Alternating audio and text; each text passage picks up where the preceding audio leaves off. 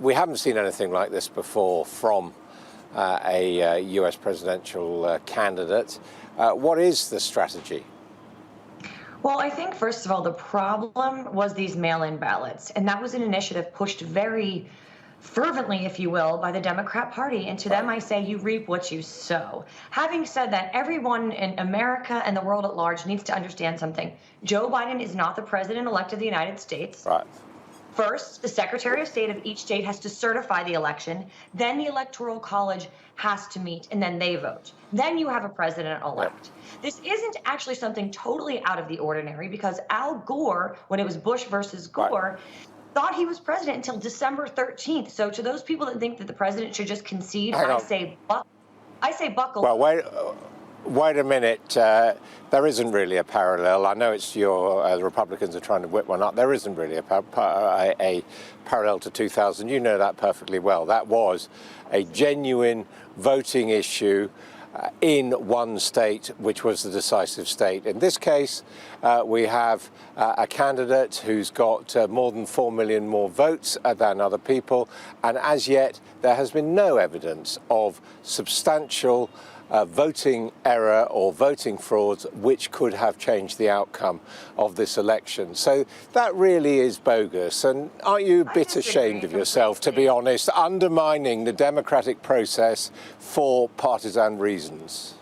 Well, actually, to call me shameful is shameful of you. And I'm an attorney, and I will tell you what we call that in the law is legal precedent. Moreover, Al Gore only had one state. We have Pennsylvania, Arizona, Georgia, potentially North Carolina, Nevada, Wisconsin, and Michigan. So I would say— You don't have any of them. You don't have any of them in dispute. You don't have any of them in dispute. You're claiming things have gone wrong. You don't actually have any of them where you've actually substantiated a case. And secondly, in those states, when you have focused on it, you haven't focused on enough votes to overturn the issue.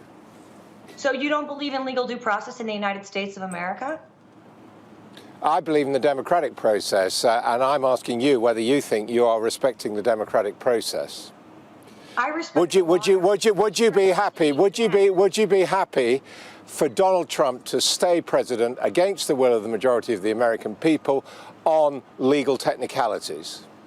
This is such a shameful conversation. I'm embarrassed that I'm even having it. But having said that, these lawsuits do need to play out. The American people deserve to see democracy at work. And our Constitution and our legal system are part of this democracy that every American has fought so hard for. I will say this. There are recounts, there are audits, and there are lawsuits.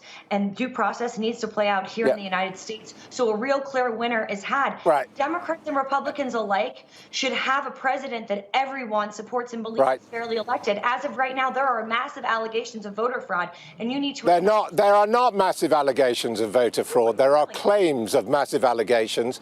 There are not massive allegations. There are a few individual cases, but there are not massive allegations. And again, it is wrong to tell the world that that is the case. And what is more, you know perfectly well that when the states do certify the results, which they're probably going to do in the next couple of weeks, that's game over. You can't overturn certified state results, can you?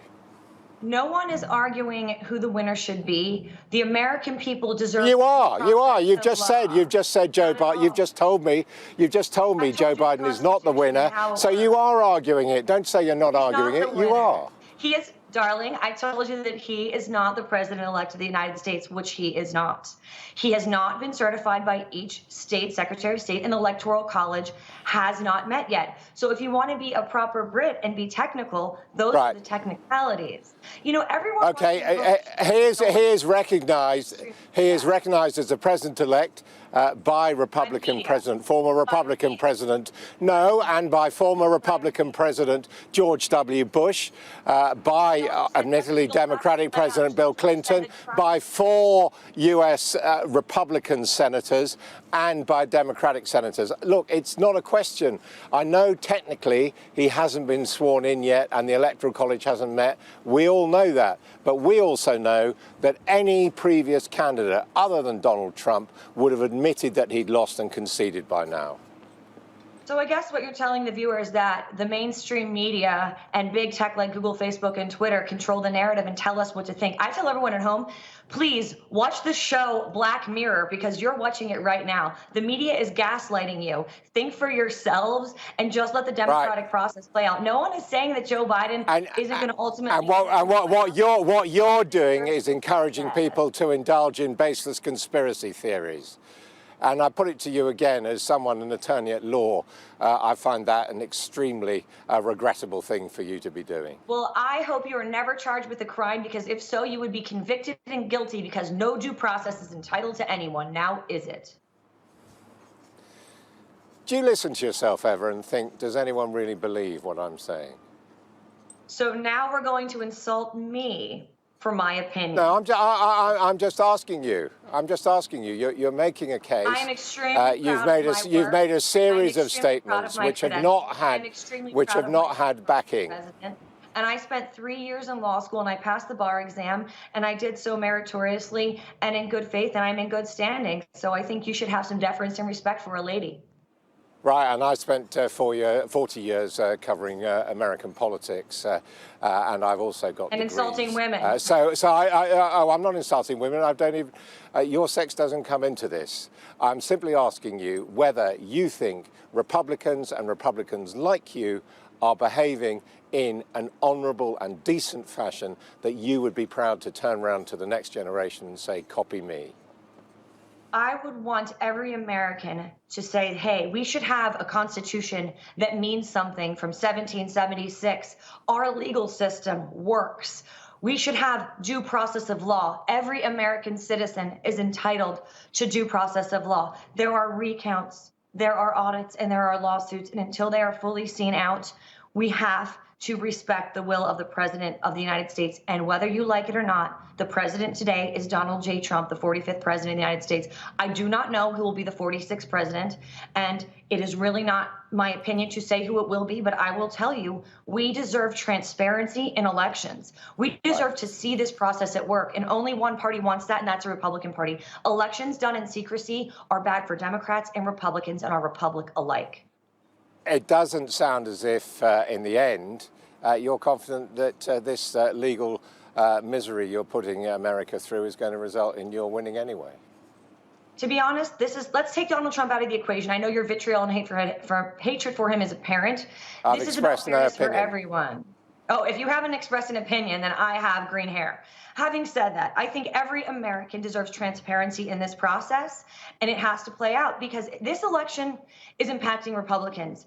Just so you know, this could happen to a Democrat in the future. We have to realize this election is a pinnacle in America. We have to realize everyone deserves fairness and transparency and due process. And that is the crux of the problem and of the issue. Until these results are certified, Joe Biden is not the president of the United States, and that is a plain and simple fact in black and white. I know you're. Well, I seem to remember the last few Democratic defeated candidates for the presidency conceded gracefully. We'll just leave it there. Thank you very much indeed, Erin Elmore. Thank you for your kindness. Well, let's go back to Gamal.